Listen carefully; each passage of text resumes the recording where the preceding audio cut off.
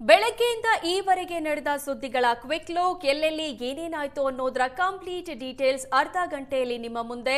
ರಾಜ್ಯದಲ್ಲಿ ನಡೆದ ಇಂಟ್ರೆಸ್ಟಿಂಗ್ ಸುದ್ದಿಗಳನ್ನ ನೋಡೋಣ ಕರ್ನಾಟಕ ನ್ಯೂಸ್ ಎಕ್ಸ್‌ಪ್ರೆಸ್‌ನಲ್ಲಿ.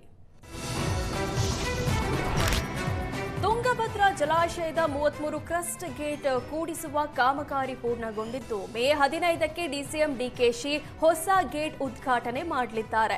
ಆಗಸ್ಟ್ 10, 2024ರ ಮಧ್ಯರಾತ್ರಿ ಜಲಾಶಯದ 19ನೇ ಕ್ರಸ್ಟ್ ಗೇಟ್ ಕಿತ್ತು ಹೋಗಿತ್ತು. ಡ್ಯಾಂ ತಜ್ಞ ಕನ್ಹಯ್ಯ ನಾಯ್ಡು ನೇತೃತ್ವದಲ್ಲಿ ಹರಿಯೋ ನೀರಿನಲ್ಲಿ ಸ್ಟಾಪ್ ಲಾಗ್ ಅಳವಡಿಸಿ ತಾತ್ಕಾಲಿಕವಾಗಿ ನೀರು ನಿಲ್ಲಿಸಿದ್ರು. ಬಳಿಕ ಜಲಾಶಯದ ಎಲ್ಲಾ ಗೇಟ್ ತೆರವುಗೊಳಿಸಿ ಹೊಸ ಗೇಟ್ ಅಳವಡಿಕೆಗೆ ಸೂಚನೆ ನೀಡಲಾಗಿತ್ತು. ನಾರಾಯಣ, ಹಿಂದೂಸ್ತಾನ್ ಜಿಂದಾಲ್ ಕಂಪನಿಗಳು ಗೇಟ್ ರೆಡಿ ಮಾಡಲು ಪ್ರಾರಂಭಿಸಿದ್ವು. 2025ರ ಡಿಸೆಂಬರ್ 24ರಂದು ಹೊಸ ಕ್ರಸ್ಟ್ ಗೇಟ್ ಅಳವಡಿಕೆ ಪ್ರಾರಂಭಿಸಲಾಗಿತ್ತು. ಇದೀಗ ಗೇಟ್ ಅಳವಡಿಕೆ ಕಾರ್ಯ ಕೊನೆಗೂ ಪೂರ್ಣಗೊಂಡಿದೆ. ಗೇಟ್ ದುರಸ್ತಿ ಹಿನ್ನೆಲೆ ಕಳೆದ 2 ವರ್ಷ 2ನೇ ಬೆಳೆಗೆ ನೀರು ಸಿಕ್ಕಿರಲಿಲ್ಲ. ಇದೀಗ ಗೇಟ್ ದುರಸ್ತಿ ಮುಗಿದ ಹಿನ್ನೆಲೆ 100 ಟಿಎಂಸಿ ನೀರು ಸಂಗ್ರಹವಾಗಲಿದ್ದು, ರೈತರು ಸಂತಸಗೊಂಡಿದ್ದಾರೆ.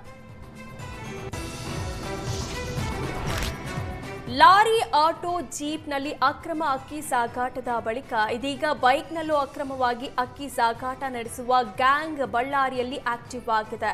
ಬಳ್ಳಾರಿಯ ತೆಕ್ಕಲಕೋಟೆ ಗ್ರಾಮದಿಂದ ಸಿರುಗುಪ್ಪ ಕಡೆಗೆ 3 ಬೈಕ್ಗಳಲ್ಲಿ ಅಕ್ಕಿ ಸಾಗಾಟ ಮಾಡಲಾಗ್ತಿತ್ತು. ಗ್ರಾಮಸ್ಥರಿಂದ ಅಕ್ಕಿ ಸಂಗ್ರಹ ಮಾಡಿ ಸಿರುಗುಪ್ಪದಲ್ಲಿ ಮಾರಾಟ ಮಾಡಲಾಗಿತ್ತು.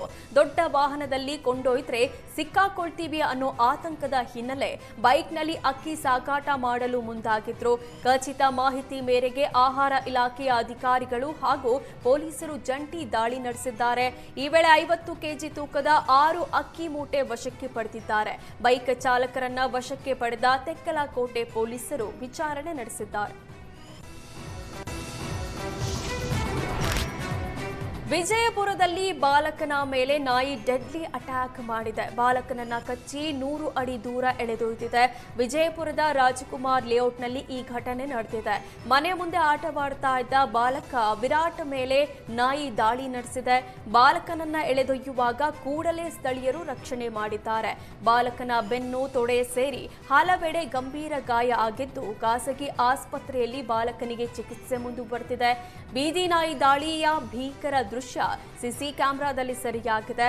ಇದೀಗ ದಾಳಿ ನಡೆಸಿದ ನಾಯಿಯನ್ನ ಪಾಲಿಕೆ ಸಿಬ್ಬಂದಿ ಸೆರೆ ಹಿಡಿದಿದ್ದು, ಜನರು ನಿಟ್ಟುಸಿರು ಬಿಟ್ಟಿದ್ದಾರೆ.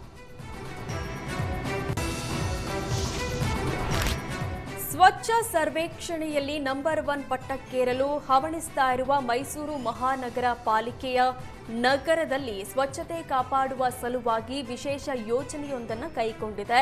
ಸಾರ್ವಜನಿಕ ಸ್ಥಳಗಳಲ್ಲಿ ಮೂತ್ರ ವಿಸರ್ಜನೆ, ಕಸ ಸುರಿಯೋದನ್ನ ತಡೆಗಟ್ಟಲು ನಗರ ಪ್ರಮುಖ ರಸ್ತೆಯೊಂದರ ಪಾದಾಚಾರಿ ಮಾರ್ಗದ ಬಳಿ ಇರುವ ಕಾಂಪೌಂಡ್ಗೆ ಕನ್ನಡಿ ಅಳವಡಿಸಿದೆ. 80 ಮೀಟರ್ ಕಾಂಪೌಂಡ್ಗೆ ಸ್ಟೇನ್ಲೆಸ್ ಸ್ಟೀಲ್ ರಿಫ್ಲೆಕ್ಷನ್ ಅಳವಡಿಸಿದ್ದು, ಪಾಲಿಕೆ ಮಾಸ್ಟರ್ ಪ್ಲಾನ್ಗೆ ಸಾರ್ವಜನಿಕರು ಮೆಚ್ಚುಗೆ ವ್ಯಕ್ತಪಡಿಸಿದ್ದಾರೆ. ಅಲ್ಲದೆ ರಾತ್ರಿ ವೇಳೆ ಈ ಕನ್ನಡಿಯ ಕೆಳಗೆ ಎಲ್ಇಡಿ ಬಲ್ಬ್ ಅಳವಡಿಸೋದ್ರಿಂದ ರಾತ್ರಿ ವೇಳೆಯೂ ಮೂತ್ರ ವಿಸರ್ಜನೆ ಮಾಡೋದು ತಪ್ಪಿಸಬಹುದು.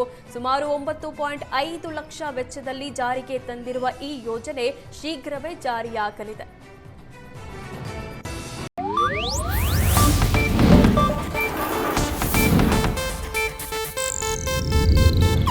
ಇದು ಏಷ್ಯಾನೆಟ್ ನ್ಯೂಸ್ ನೆಟ್ವರ್ಕ್ ಪ್ರಸ್ತುತಿ.